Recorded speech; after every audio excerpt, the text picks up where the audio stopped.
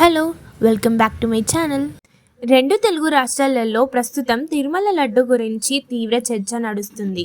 తిరుమల లడ్డు తయారీలో గతంలో జంతువుల కొవ్వు వాడారంటూ సీఎం చంద్రబాబు నాయుడు చేసిన ఆరోపణలతో ప్రస్తుతం దేశవ్యాప్తంగా తిరుమల లడ్డు హాట్ టాపిక్గా మారింది.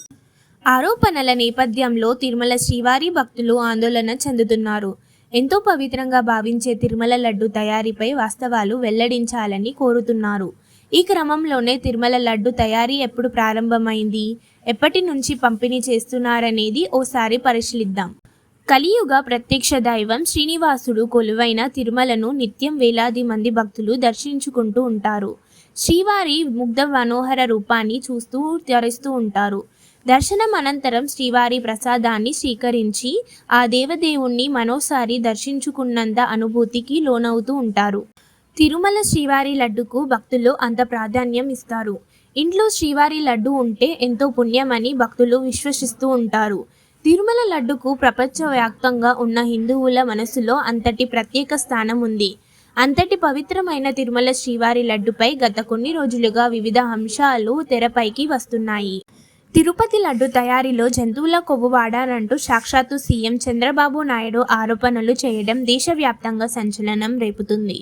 ఈ క్రమంలోనే తిరుమలలో లడ్డును ఎప్పటి నుంచి తయారు చేస్తున్నారు, శ్రీవారి భక్తులకు ఎప్పటి నుంచి ప్రసాదంగా అందిస్తున్నారనే విషయాలను ఓసారి తెలుసుకునే ప్రయత్నం చేద్దాం. తిరుపతి లడ్డుకు 300 ఏళ్ల చరిత్ర. తిరుమల శ్రీవారి ప్రసాదంగా లడ్డు పంపిణీ సుమారుగా 300 ఏళ్ల కిందటే ప్రారంభమైంది. 1715వ సంవత్సరం ఆగస్టు 2వ తారీఖున తొలిసారిగా లడ్డును తిరుమల ప్రసాదంగా భక్తులకు అందించారని తెలుస్తుంది. 2010 వరకు రోజుకు 1,00,000 వరకు లడ్డులను తయారు చేసేవారు.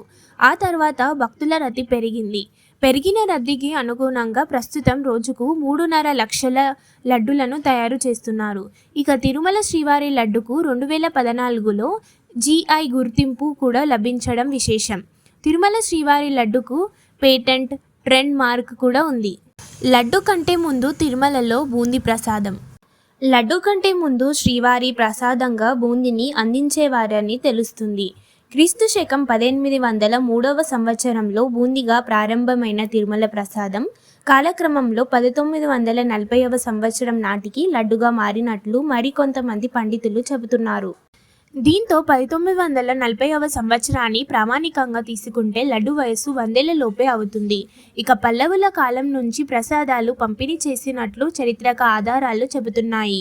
అయితే విజయనగర సామ్రాజ్యంలోని రెండో దేవరాయల కాలం నుంచి ప్రసాదాల సంఖ్య పెంచినట్లు చరిత్రకారులు చెబుతున్నారు. తిరుపతి లడ్డు తయారీ కోసం ఉపయోగించిన నెయ్యిలో జంతువుల కొవ్వులు కల్తీ అయ్యాయనే వార్తల నేపథ్యంలో ఈ అంశానికి సంబంధించిన వార్తల కోసం ఎక్కువ మంది సెర్చ్ చేస్తున్నారు. తిరుపతి లడ్డు నాణ్యత. నేషనల్ డైరీ డెవలప్మెంట్ బోర్డ్ కప్ ల్యాబ్ టెస్ట్ రిపోర్టుకు సంబంధించిన వార్తల కోసం ఎక్కువ మంది సెర్చ్ చేస్తున్నారు.